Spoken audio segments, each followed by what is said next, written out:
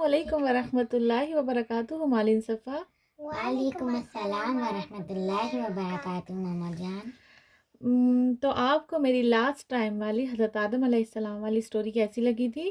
ماشاء اللہ بہت اچھی، سبحان اللہ۔ تو آپ آج ایک اور نئی کہانی سننا چاہو گی؟ جی انشاءاللہ۔ تو چلو پھر سٹارٹ کرتے ہیں۔ آج میں آپ کو سنانے والی ہوں حضرت نوح علیہ السلام کی کہانی۔ تو آپ ریڈی ہو؟ جی چلیں جی سٹارٹ کرتے ہیں۔ بسم اللہ الرحمن الرحیم۔ حضرت نوح علیہ السلام اور بت پرست۔ پیارے بچوں، اب ہم آپ کو اللہ کے ایک بہت بڑے پیغمبر حضرت نوح کا قصہ سنانے جا رہے ہیں۔ آپ کی قوم میں بہت بت پرستی بے حد پھیل چکی تھی۔ یہ لوگ 5 بڑے بتوں کی عبادت کرتے تھے۔ قرآن کریم نے ان کے نام بھی بتائے ہیں، جو کہ یہ ہیں: ودو، سعات، یاغوث، یاؤت اور نصر۔ ان بتوں کو ان لوگوں نے ایک زبردست مندر میں ترتیب سے سجا رکھا تھا، اور چند پٹریوں کو ان دیکھ بھال کا کام بھی سنبھالا ہوا تھا۔ یہ پنڈت ان کے آگے خوشبو کی دھندیں دیتے، انہیں ہار پہناتے، لوگ آ کر ان کی منتیں مانگتے اور ان کے آگے انہیں خوش کرنے کے لیے چڑھاوے پیش کرتے۔ ان کی روزانہ مقرر اوقات میں عبادت کرتے۔ ماما جان، چڑھاوے کیا ہوتے ہیں؟ جیسے ان کے لیے فروٹ لے کے آتے، ان کے لیے چیزیں گفٹس لے کے آتے کہ ہم آپ کے لیے گفٹ لے کے آئے ہیں۔ پر وہ تو کچھ لیتے ہی نہیں کیونکہ وہ ایک بت ہے۔ جی، یہ اس چیز کا ان کو علم نہیں تھا۔ بت پرستوں کو ایمان کی دعوت۔ حضرت نوح بے حد خوبصورت، لمبے قد اور بڑے روب والے تھے۔ آپ کے چہرے پر نور، ایمان کا نور چمکتا ہوا صاف نظر آتا تھا۔ آپ روزانہ مندر کو جانے والی گلی کے ایک کنارے پر کھڑے ہو جاتے اور بڑے پیار سے مسکراتے ہوئے مندر جانے والوں کو روک کر سمجھاتے کہ ان بتوں کی عبادت نہ کرو، بلکہ ایک اکیلے اللہ کی عبادت کرو جس نے تمہیں پیدا کیا ہے۔ قوم کا جواب۔ آپ کی قوم ان باتوں کا بڑی سختی سے انکار کرتے اور یہ جواب دیتے کہ ہماری نظر میں تم ہمارے خداؤں کو نہ مان کر ایک مجرم ہو، اس لیے ہمارے رستے سے ہٹ جاؤ۔ آپ بڑی نرمی سے سمجھاتے: اے میرے بھائی، میں تو تمہارا بھلا چاہتا ہوں تاکہ تمہیں آخرت میں نجات ملے، اور یہ نجات صرف اللہ کی عبادت کر کے ملے گی، جو اکیلا ہے اور اس کا کوئی شریک نہیں۔ اور اگر تم ان بتوں کی عبادت نہ چھوڑو گے تو تمہیں نجات نہیں ملے گی۔ یہ بت تو نرے پتھر ہیں، نہ نفع دیتے ہیں نہ نقصان۔ کیا بتوں میں روح ہوتی ہے؟ نہیں۔ یہ باتیں سن کر قوم کا ایک بوڑھا آدمی آگے بڑھا اور کہنے لگا: آپ یہ بات کس طرح کہہ سکتے ہیں کہ بت ہیں؟ ہمارا یقین ہے ان میں روح ہے، ان کے اندر رہتی ہے۔ جب ہم ان بتوں کو پوچھتے ہیں تو ہمارا دل کہتا ہے کہ ان بتوں کی روح ہمیں اللہ کے قریب کر دیتی ہے۔ یہ دیکھیں، یہ بت اس طرح بنائے ہوئے ہیں اور یہ ان کی پوجا کر رہے ہیں۔ یہ لوگ اس طرح کھڑے ہوئے ان کی پوجا کر رہے ہیں۔ اور یہ کیا؟ یہ چڑھاوے اور چراغ ان کے بتوں کے لیے، یہ دیکھو گلے میں یہ چڑھاوے چڑھائے ہوئے ہیں۔ ٹھیک ہے پیارے بچوں، آپ نے اس بوڑھے کی بات سنی؟ کیا اس نے بتوں میں روح موجود ہونے کی کوئی دلیل پیش کی؟ بالکل بھی نہیں۔ اس نے محض اکڑ کی بات کہی تھی جو بالکل غلط تھی۔ حضرت نوح علیہ السلام کا جواب۔ آپ نے اس بوڑھے کو بڑے پیار سے کہا: اے میرے بھائی، یہ شرک ہے۔ شرک کا انجام برا ہوتا ہے۔ شرک کرنے والوں کو اللہ قیامت کے دن بڑی سخت سزا دے گا۔ ذرا میری طرف غور سے دیکھو اور توجہ سے میری بات سنو۔ اللہ نے مجھے تمہارے پاس پیغمبر بنا کر بھیجا ہے تاکہ میں تمہیں جہنم سے ڈراؤں، اور تم میری بات مانو تاکہ اللہ تمہارے گناہوں کو بخش دے۔ ایک ناسمجھ کی بات۔ یہ سن کر ایک نادان کہنے لگا: پیغمبر تمہاری طرح کھاتے اور پیتے نہیں، پیغمبر تو فرشتہ ہوا کرتے ہیں، بھلا کوئی انسان بھی پیغمبر ہوتا ہے؟ اتنے میں ایک اور آدمی آپ کی بات چھٹلاتے ہوئے کہنے لگا: اچھا یہ بتائیے، اگر آپ سچے ہیں تو پھر لوگوں نے آپ کی بات کیوں نہیں مانی؟ ذرا دیکھیے تو کتنے لوگ ہیں جو آپ کے پیچھے چلتے ہیں، چند کمزور، غریب اور موٹی عقل کے لوگ جنہوں نے سوچے سمجھے بغیر آپ کی بات مان لی اور آپ کے دین میں داخل ہو گئے۔ غرض اس سوال کے جواب کے بعد سب لوگ اپنے اپنے کاموں میں چلے گئے اور کسی نے بھی آپ کی دعوت قبول نہیں کی۔ حضرت نوح علیہ السلام کا صبر اور حوصلہ۔ مالین صفحہ۔ حضرت نوح بڑے بہادر اور حوصلے والے تھے۔ قوم کے انکار پر آپ ذرا بھی نہیں گھبرائے اور نہ ہی مایوس ہوئے، بلکہ صبر کے ساتھ قوم کو اللہ کی توحید، ایمان کی طرف بلاتے رہے، انہیں ہر طرح سے سمجھانے کی کوشش کرتے رہے اور کسی بھی طرح یہ لوگ بت پرستی کی گمراہی چھوڑ کر ہدایت پر آ جائے۔ آپ انہیں ترغیب دیتے کہ اللہ کے سامنے توبہ کرو، اس بت پرستی کی معافی مانگو، یقیناً وہ تمہارے گناہ معاف کر دے گا اور تم لوگوں سے خوش ہو کر تم پر بارشیں برسائے گا، بیٹے دے گا اور بے شمار مال دے گا۔ اللہ کی قدرت۔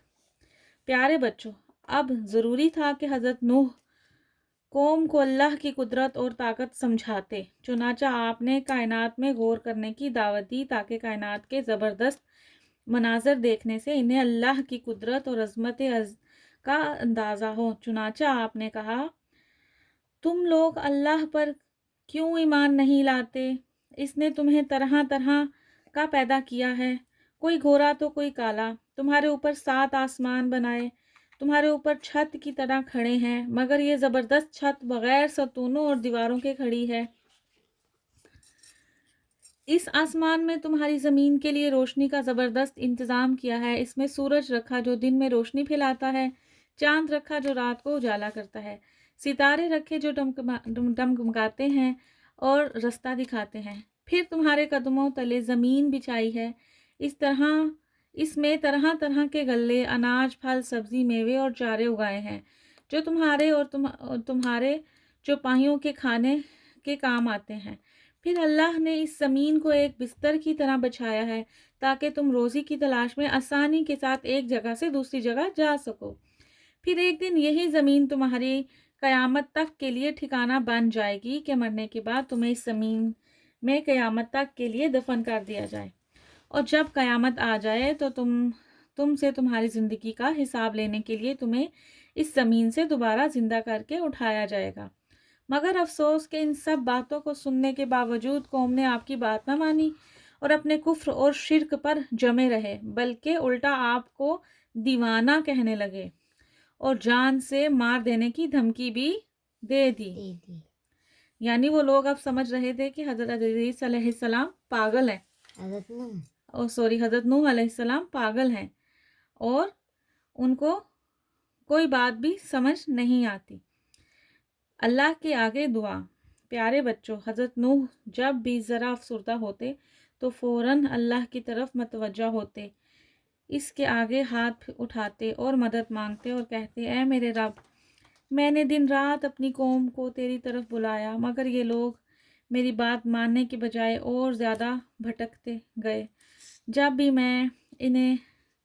میں نے ان سے کہا کہ اپنے رب سے اپنے گناہوں کی معافی مانگو تو انہوں نے اپنے کانوں میں انگلیاں ڈھونس لی تاکہ میری آواز نہ سنیں اور چہروں پر کپڑے لپیٹ لیے تاکہ مجھے نہ دیکھیں۔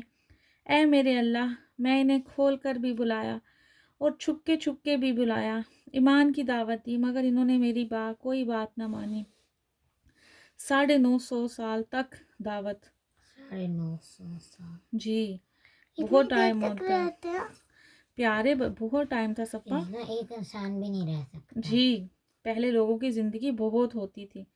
پیارے بچوں، حضرت نوح نے صبر کی انتہا کر دی، 950 سال تک قوم کو اللہ کی طرف بلاتے رہے، بت پرستی سے روکتے رہے، مگر قوم اپنی ضد سے نہ ہٹی۔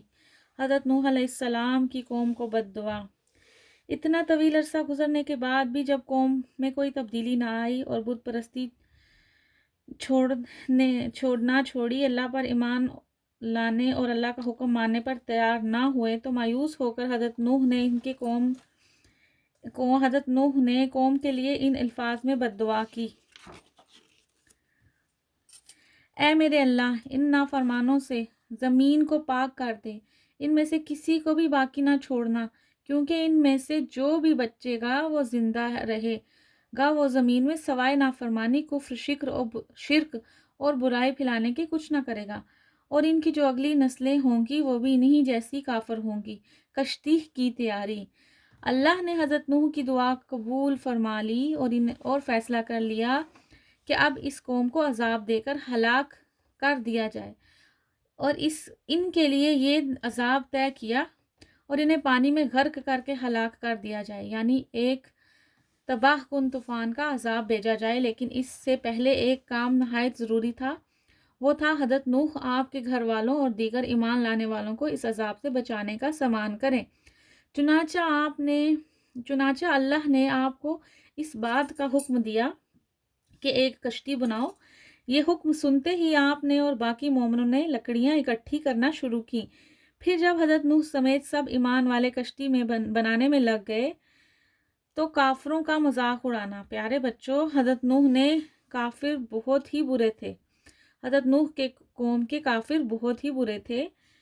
وہ جب بھی پاس سے گزرتے اور کشتی کی تیاری دیکھتے، بجائے عبرت پکڑنے اور توبہ کرنے کے حضرت نوح اور اہل ایمان کا مذاق اڑاتے۔ اے نوح، کیا نبی بننے کے بعد اب برائی بن گئے ہو؟ حضرت نوح بڑی سنجیدگی سے جواب دیتے، آج جتنا مذاق کرنا ہے کر لو، بہت جلد ہم تمہارے ساتھ مذاق کریں گے۔ غرض چند دنوں میں کشتی تیار ہوگی۔ طوفان کی آمد۔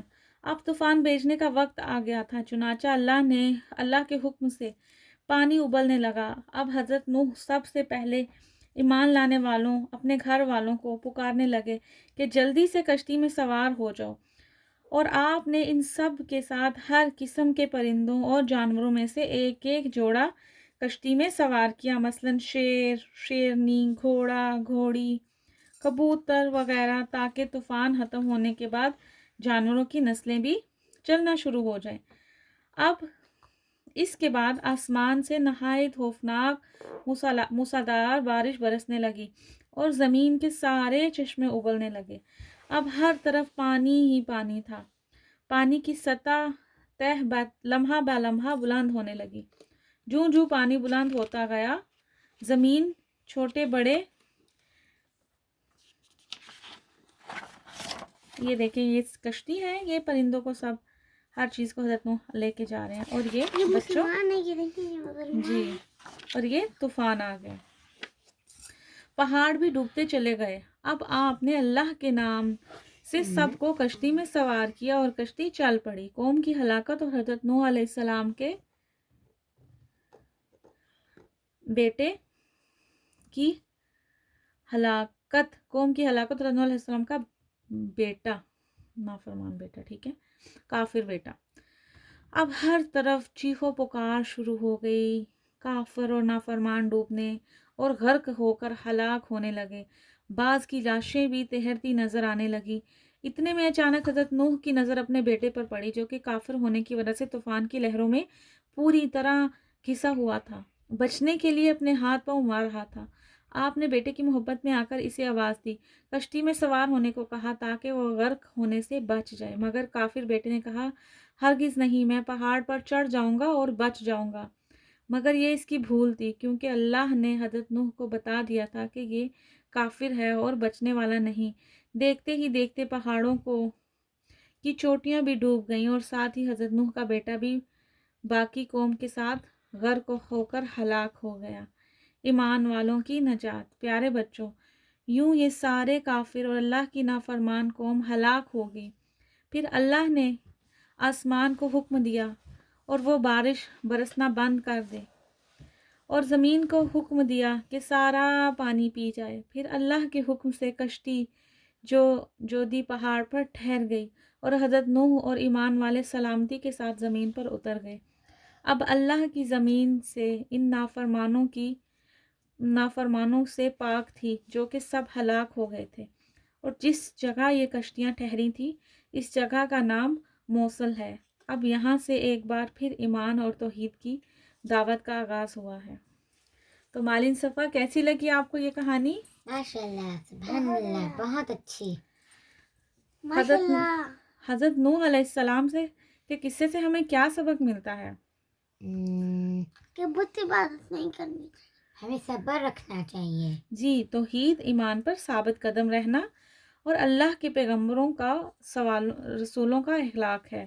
اللہ کی طرف لوگوں کو نرمی اور دلیل کے ساتھ بلانا چاہیے، کیونکہ یہ دونوں باتیں دین کی دعوت کی بنیاد ہے.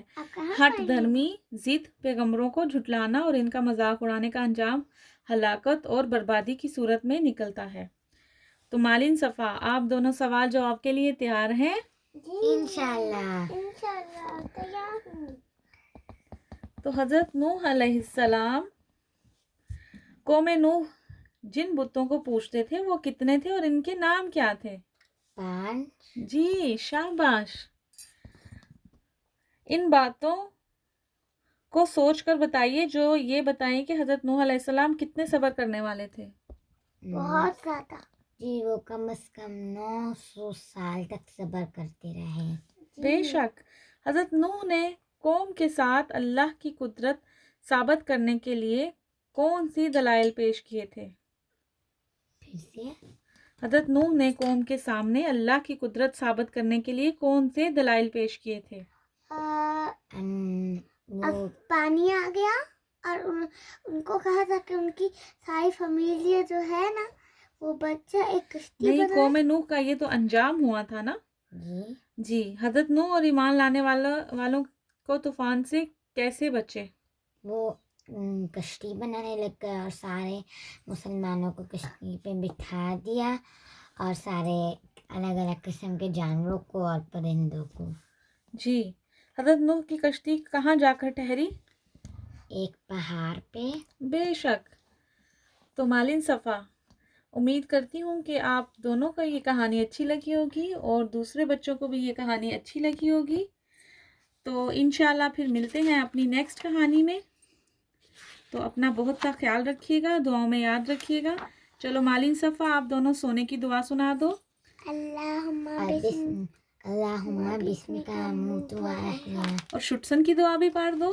بسم اللہ الذی لا يضر مع اسمه شيء في الأرض ولا في السماء وهو السميع العليم. سو بچوں، تو ملتے ہیں انشاءاللہ نیکسٹ کہانی میں. گڈ نائٹ، شب خیر، اللہ حافظ. السلام اللہ علیکم حافظ، شب خیر.